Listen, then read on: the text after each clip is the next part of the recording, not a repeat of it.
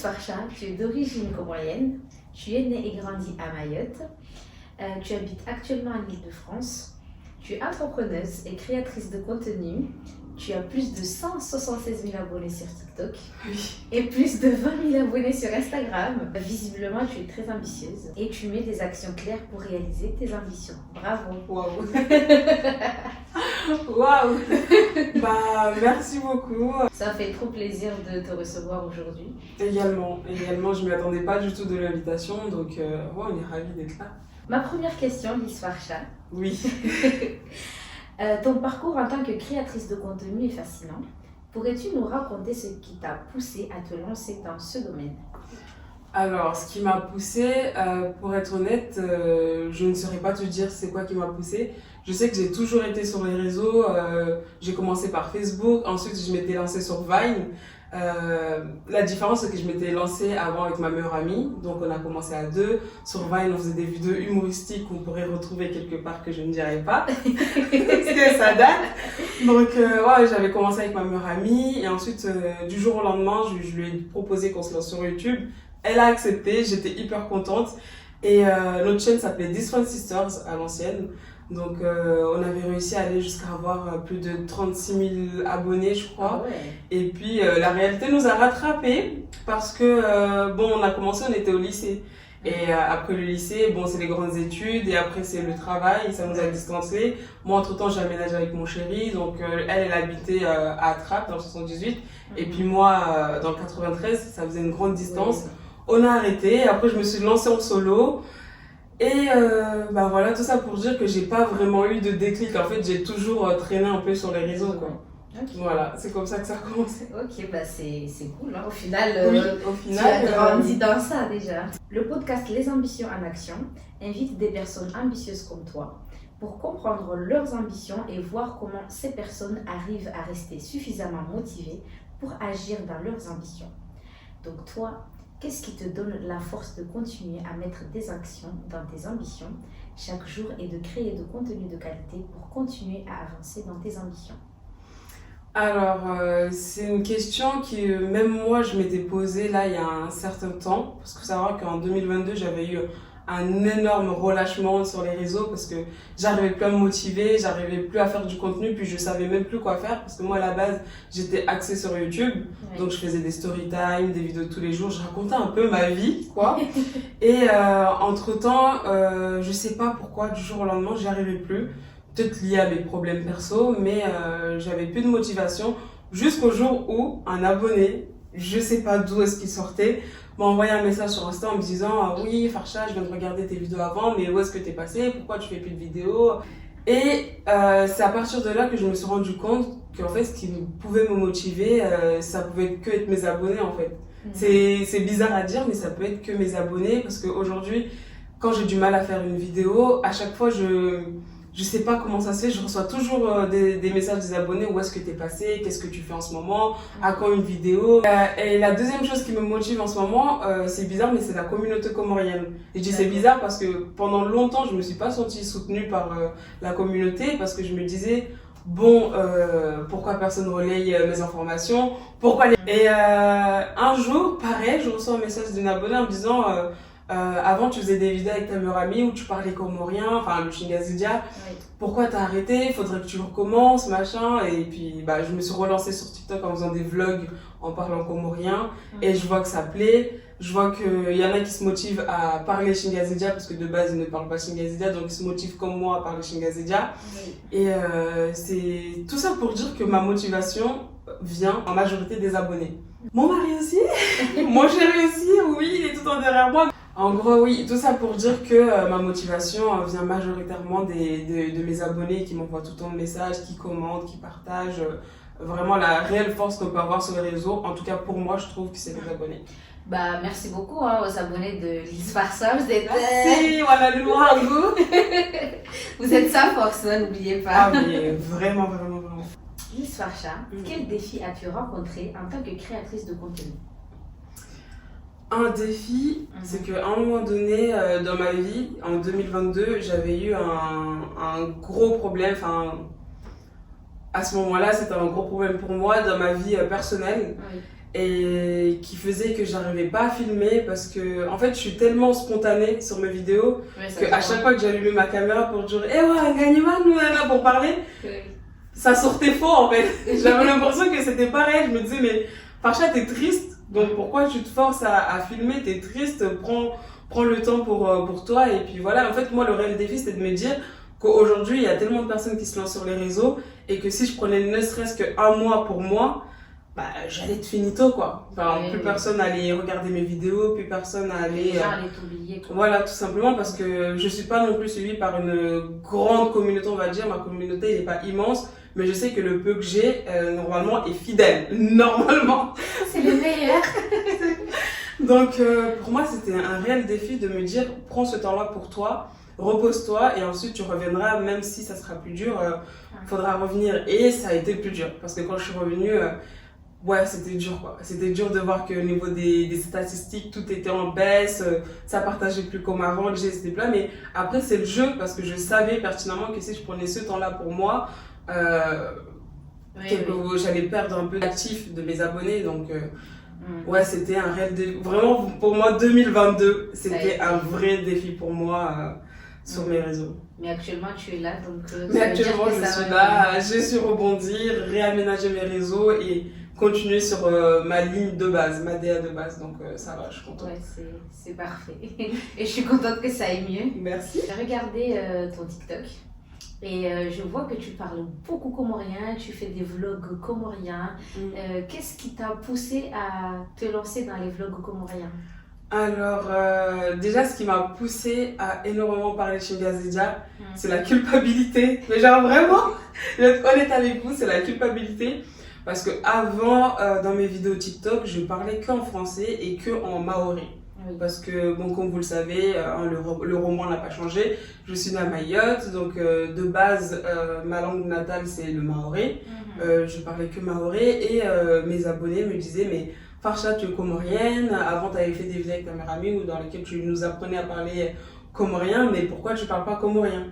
Et du jour au lendemain, j'ai dévoilé à tout le monde que, en fait, de base, je ne sais pas parler Chingazidia. Je parle que maori et français. Et en fait, j'ai culpabilisé en me disant, mais Farcha, t'es comorienne et c'est n'importe quoi. Tu sais pas parler Chingazidia, c'est une catastrophe.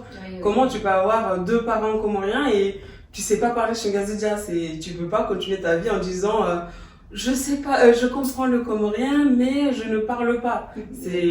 En fait, cette phrase, limite, aujourd'hui, je peux plus l'entendre parce que je l'ai tellement dit que moi-même, quand j'entends des gens lui dire, je peux pas. Tu vois, je me dis, faut se forcer, ne serait-ce qu'un petit peu. Du coup, j'ai commencé petit à petit à reprendre les phrases de ma mère. Quand ma mère me parlait, je lui répondais en Chingazidia. Quand elle m'insultait, elle me criait dessus, je répondais en Chingazidia.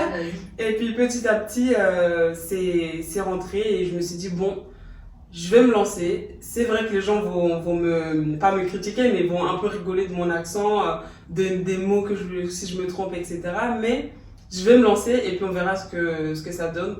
Et petit à petit, j'ai commencé par dire quelques mots. Genre, je commençais mes vidéos en parlant en français, puis je sortais quelques mots en Chingazidia. Et je voyais que ça plaisait. Je me suis dit, bon, ok, bah maintenant mes vlogs, je vais les faire en Chingazidia. Et puis voilà. Ah, c'est déjà quand même. C'est comme ça que je me suis lancée à faire des vidéos en parlant Chingazidia, mais que sur TikTok. Okay. C'est ça la petite particularité, on va dire. Ah, ok, c'est pour ça que j'ai pas vu beaucoup de vidéos. C'est pour ça que je te disais juste avant. En gros, j'ai repris ma DA. Maintenant, j'ai une ligne directrice que j'essaie de suivre. C'est-à-dire que sur TikTok, je poste que vraiment ma vie de tous les jours, lifestyle, où je parle en Chingazidia, que des mini-vlogs. Et sur Instagram, c'est plus accès beauté, maquillage. Et sur YouTube, je continue à faire mes storytime. Enfin, pas mes storytime, c'est les storytime de mes abonnés. Où je parle des situations un peu plus compliquées parce que je sais qu'aux Comores, Mayotte, enfin les îles de l'archipel de Comores, il y a plein d'histoires dramatiques qui se passent mais on n'en parle pas, surtout du côté de la femme. Donc j'ai essayé d'apporter ce truc-là où je raconte les histoires de mes abonnés, les VMH, voilà mon histoire. Et franchement, à chaque fois, j'ai des témoignages qui me déchirent le cœur. Mais bon, tout ça pour dire que YouTube, c'est axé story time pour mes abonnés et vlog voyage. Ok. Donc, ouais. Tu voyages beaucoup aussi. Oui, et c'est maintenant, parce qu'une fois que j'aurai fait des gosses, je pourrai plus. Donc, Ça sera pas pareil. je pourrais, mais Ça sera pas pareil. Ouais. J'ai l'impression, mais je peux me tromper, qu'il n'y a pas assez de créateurs de contenu comoriens. Et pourtant, c'est un business qui marche très bien. À ton avis, pourquoi? Le pourquoi, je ne saurais pas vraiment dire pourquoi. Mais ce que j'ai réalisé, c'est que moi, quand je m'étais lancée en 2017, c'est vrai qu'à ce moment-là, il n'y avait vraiment pas beaucoup de créatrices ou créateurs de contenu comoriens. À l'époque, je me rappelle là de tête, il y avait Olécha qui s'était lancé au même moment que nous. Il y avait Charismatique aussi. Du coup, j'avais l'impression qu'on était trois. Et puis, il y avait aussi Farida. On a tendance à l'oublier, mais elle est comorienne, tu sais, de Brock Girls.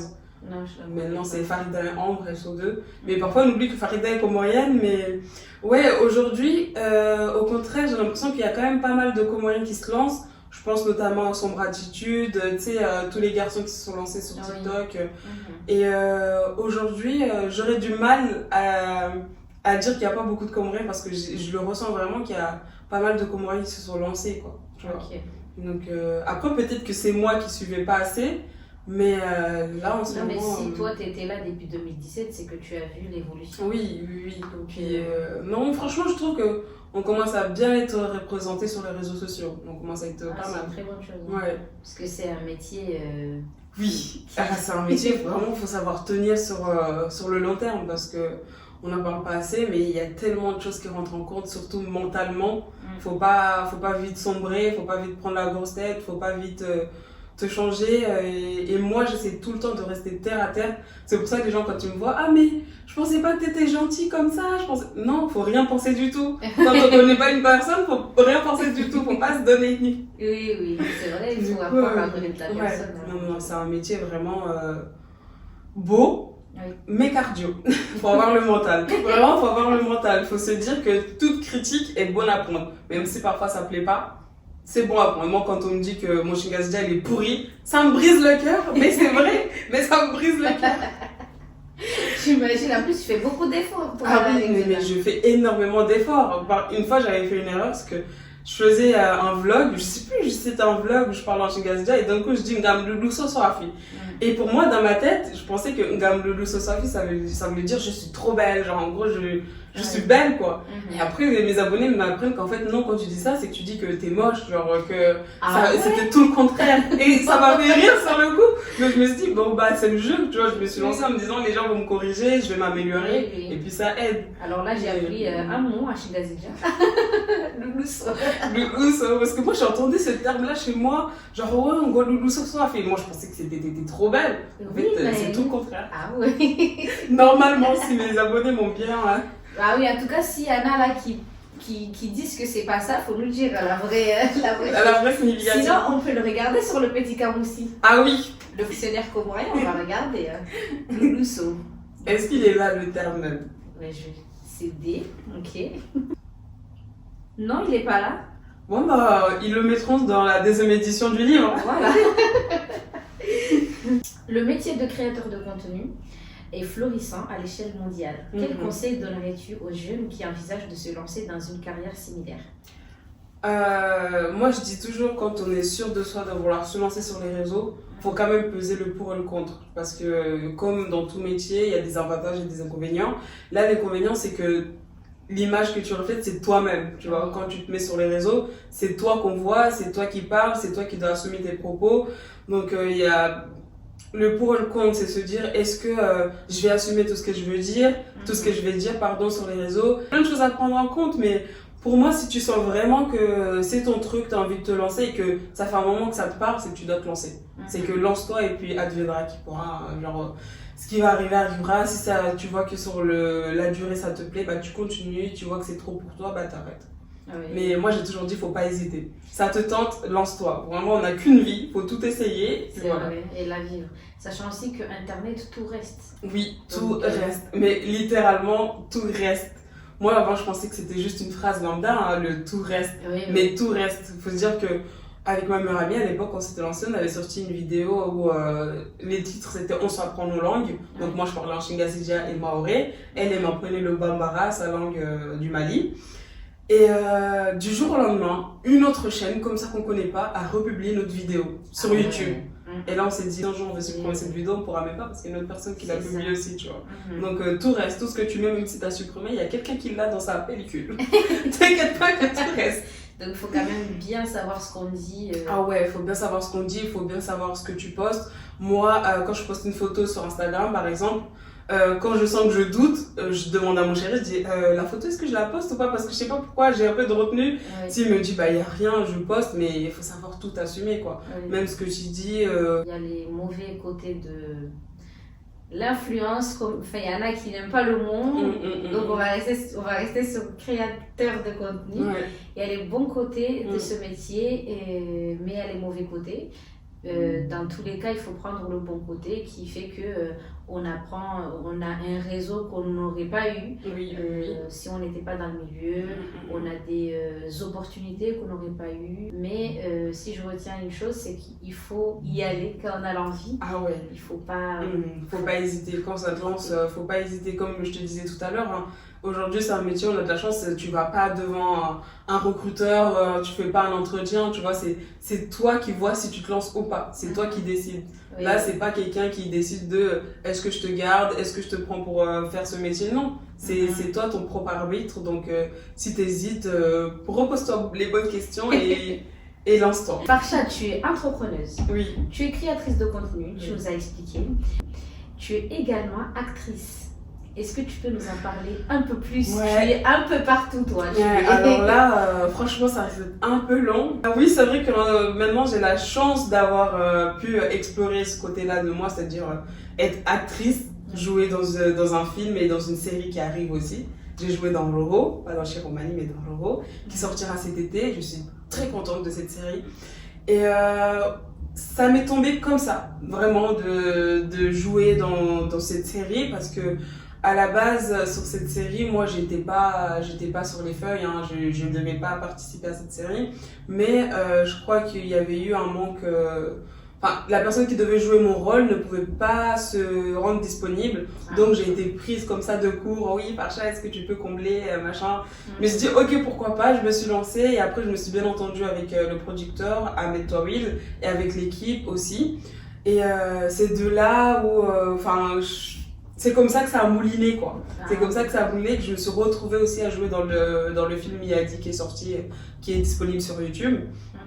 Donc, ouais. Et je me découvre quelques talents parce que je suis quelqu'un, j'arrive rarement à garder mon sérieux. Tu me vois, depuis tout à l'heure, je rigole. Oui. J'arrive rarement à garder mon sérieux, je rigole énormément. Enfin, j'arrive pas à. Comment dire?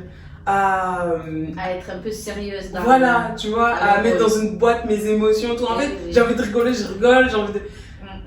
franchement, je suis une personne hyper active, c'est-à-dire que j'arrive rarement à me canaliser. Et vraiment, être actrice, jouer des émotions, jouer la tristesse, la colère, etc., c'est dur. C'est vraiment dur, mais je commence à prendre mon pied. Et encore merci à l'équipe Picha de m'avoir fait réaliser ce projet-là ou même découvrir ce métier-là en tant qu'actrice. Je suis vraiment contente. Mais oui, effectivement, je suis aussi actrice à mes heures perdues. Comment toi tu trouves ce monde-là?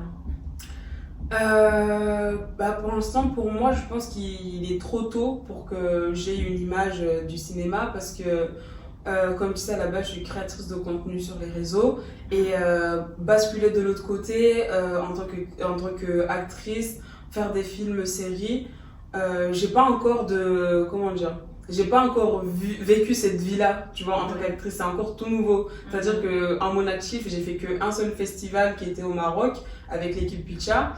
Et je trouve que pour l'instant, j'ai pas encore le recul nécessaire pour avoir un avis construit sur ça. Mais peut-être qu'avec le temps et que quand je vais revenir du coup sur ta chaîne, on pourra peut-être en parler parce que d'ici là il y aura la série dans laquelle je jouais qui sera sortie.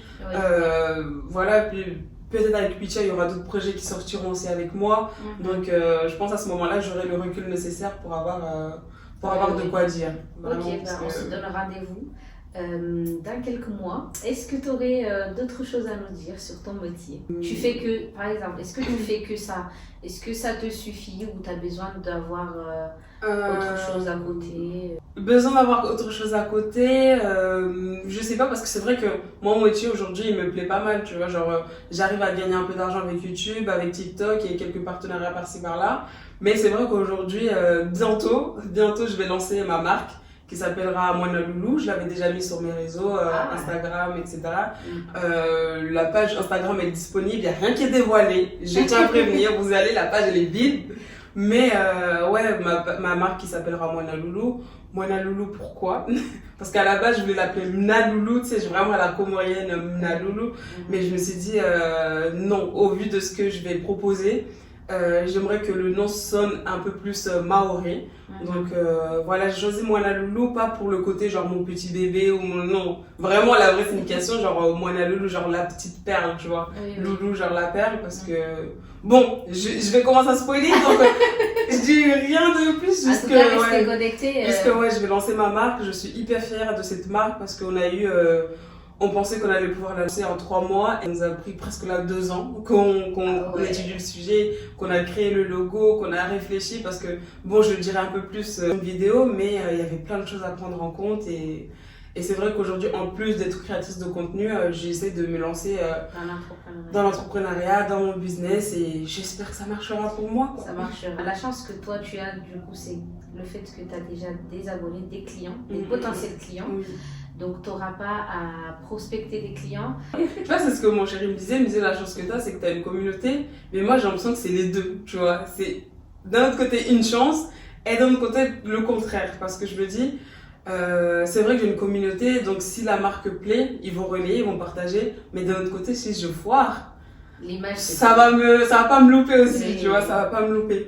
Et franchement, ce qui est dur pour moi, c'est de pouvoir trouver, en tout cas dans ma marque, dans ce que je vais proposer, de trouver l'équilibre entre représenter les Comores et représenter Mayotte, tu vois. Parce que ça va être dur. Vraiment, là, je me lance dans un truc où je risque de me prendre pas mal de baffes. Mais quand je sortais une vidéo en Shingazidia, on me disait, ouais, mais tu représentes pas assez Mayotte. Et quand je parlais de Mayotte, ouais, je parle pas assez des Comores. Ça, c'est un truc, ça avait tendance à me tendre parce que toi, moi, en tant que Mahoraise comorienne, tu vois, tu sais pas où te mettre. Du coup, quand tu essaies d'être neutre, tu peux pas parce qu'on te dit, il faut que tu parles. Oui, donc, ouais, non, pour moi, le challenge, ça va être de trouver le juste milieu, quoi. Oui. Mais normalement, j'aurais pas trop de soucis à me faire. J'ai fait une vidéo sur TikTok où je crois que je parlais et malgré moi, j'avais mélangé le Shimaoré, le Shingazidia et le Shinzwani, tu vois, j'avais tout mélangé. Et il y avait quelqu'un en commentaire qui m'avait dit, sur le coup, ça m'avait semblé débile son commentaire en me disant, ouais, tu parles même pas bien maoré, tu parles Shinzwani là. C'est malgré moi, je suis née à Mayotte et ma mère à l'époque quand elle travaillait, on se faisait garder par une nounou qui était boélienne, qui venait de Moali. Et entre temps on avait eu une nounou qui était anjouanaise. Ouais. Donc moi, malgré moi, j'ai grandi avec ces 4 origines. Donc c'est une force.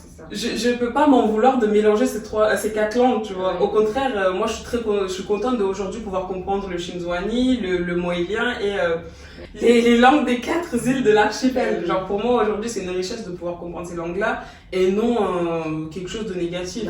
Donc aujourd'hui si on me dit ouais tu mélanges tout, soyez content pour moi, je parle les 4 langues. C'est ça, c'est énorme. Oui. Si toi, tu arrives à comprendre les 4 déjà et à parler un peu par-ci par-là, c'est... Ah non, moi les 4, vraiment, je les comprends facilement. À part si aujourd'hui tu me dis un mot vraiment technique d'Anjouan ou de Moélie, je bugue un peu, mais vraiment pour moi c'est totalement une richesse de comprendre les 4 langues.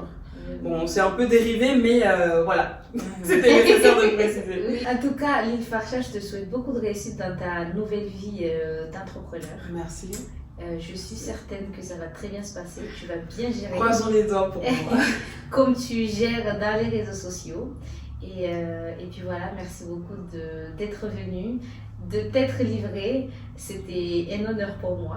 Bah écoute, moi aussi c'était avec plaisir parce que du coup les personnes vont pouvoir me découvrir sur d'autres angles. C'est pas évident pour moi de, tu sais, d'apparaître en vidéo et de savoir que je vais pas faire le montage, je vais pas. Pour moi c'est très compliqué, mais ça va, je fais confiance et puis merci de m'avoir reçu. C'est pas tout le monde qui a le courage d'inviter des personnes sur son canapé pour poser des questions. Et franchement, j'étais très à l'aise, je suis contente que tu m'aies reçue et bah écoute, si une prochaine je viendrai avec plaisir. Avec Voilà. plaisir.